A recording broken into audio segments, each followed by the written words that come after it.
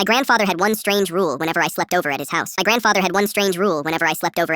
matter what was happening, no matter how late it was, if I heard him knock 3 times on my bedroom door, I had to get up, grab my shoes, and meet him in the garage within 60 seconds. No questions, no arguing, no bathroom trip first. 60 seconds, or he would come in and carry me out himself. And trust me, my grandfather was a 6'4" retired firefighter named Bo, who could absolutely still do it. To a 10-year-old kid, it was the weirdest rule on earth. My cousins thought it was hilarious. They'd come over for dinner and knock 3 times on random doors just to watch me flinch. By the time I was 12, I'd done the drill maybe 40 times. Sometimes he'd time me with a stopwatch. Sometimes he'd just be standing there with 2 mugs of hot chocolate when I got to the garage, laughing at my bedhead. I started to think the whole thing was just an excuse for him to spend weird late-night moments with his only grandson. One Friday night in November, I was sleeping over for the long weekend. My parents were out of town for their anniversary, and Grandpa Bo had made his famous chili for dinner. We watched an old Western together on his ancient box TV, and I fell asleep on the couch around 10. He carried me to the guest room like he'd done 100 times before. I remember half waking up as he pulled the blanket over me and hearing him whisper, "Sleep tight, Finn." I don't know what time it was when I heard it. 3 knocks. Hard, loud, the kind that rattled the doorframe. I sat straight up in bed. My heart was already pounding before my brain caught up. I shoved my feet into my sneakers without tying them, grabbed the hoodie off the chair, and ran. The hallway was pitch black. The whole house was dark in a way it had never been before. No porch light, no kitchen light, not even the little orange glow from the microwave clock. I stumbled down the hall, banged my shoulder on the doorframe, and pushed open the garage door. Grandpa Bo was already there, fully dressed, boots on, truck running. He didn't smile this time. He didn't have hot chocolate. He just said, "Get in the truck, Finn, right now." His voice was the same voice he used when I almost touched a hot stove when I was 6. Low, flat, final. I climbed into the passenger seat. He didn't even let me close my own door. He reached across me and slammed it shut, threw the truck in reverse, and pulled out of the garage so fast the tires squealed on the concrete. I looked back at the house as we drove away, still completely dark, every window black. "Grandpa, what's going on?" I asked. My voice sounded so small. He didn't answer for a long time. He just kept driving. We went about half a mile down the road, pulled into the empty parking lot of the little Baptist church on the corner, and he finally stopped the truck. He took out his old flip phone and dialed a number I couldn't see. Then he said 4 words I will never forget for the rest of my life. "Yeah, he's in the house." I didn't understand. I asked him who he was talking about. He just shook his head and put a finger to his lips. 2 minutes later, 4 police cars came flying down the road from the opposite direction. No sirens, just lights, and turned onto my grandfather's street. We sat in the church parking lot and watched the blue and red lights flash through the trees. It turned out my grandfather had woken up at 2 a.m. to use the bathroom and noticed that the motion light over the back deck was on. He looked out the kitchen window and saw a man crouched by the basement window, working on the lock with some kind of tool. The man didn't know anyone was awake. My grandfather didn't turn on a single light. He didn't make a single sound. He walked to the breaker box in the hallway, cut the power to the whole house so the intruder would think everyone was still asleep. Then he went and knocked 3 times on my door. The man they arrested that night had a knife, a roll of duct tape, and zip ties in his backpack. He'd been watching the house for 2 weeks. The police told my grandfather later that if he hadn't gotten me out of there, it would have been very, very bad. On the drive home from the police station the next morning, I finally asked him why he'd come up with the rule in the first place. He stared at the road for a long time. Then he said, "When I was a firefighter, I pulled a lot of kids out of houses. The ones who made it were the ones who'd practiced, the ones who didn't ask questions when someone told them to move." He looked over at me and said, "I just wanted you to be one of the ones who made it, kid." I'm 26 now. He passed away 2 years ago, and I still wake up sometimes thinking I hear 3 knocks on the door.